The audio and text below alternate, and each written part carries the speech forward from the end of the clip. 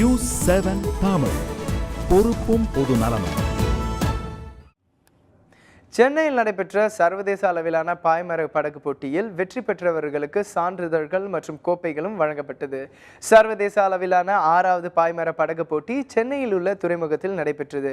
5 நாட்கள் நடைபெற்ற இந்த போட்டியில் நியூசிலாந்து, மலேசியா, ஹாங்காங் உள்ளிட்ட நாடுகளிலிருந்து வீரர் மற்றும் வீராங்கனைகள் பங்கேற்றனர். 4 பிரிவுகளாக நடைபெற்ற இந்த போட்டியில் வெற்றி பெற்றவர்களுக்கு சான்றிதழ்கள் மற்றும் வெற்றி கோப்பை வழங்க விழா ஒன்று தனியார் நட்சத்திர ஹோட்டலில் நடைபெற்றது. ஒட்டுமொத்த சாம்பியன் பட்டத்தை இந்தியா தட்டிச் சென்றது. இலக்கை அடைவதற்கு இந்த போட்டிகள் உதவிகரமாக இருந்தது என்று இளம் வீராங்கனைகள் தெரிவித்தனர்.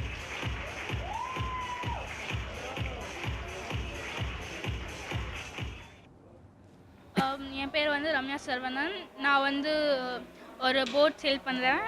அது பேர் ஆப்டிமிஸ்ட். அது அண்டர் 15 கேட்டகரி. இது வேர்ல்ட்ஸ் வரைக்கும் போகும்.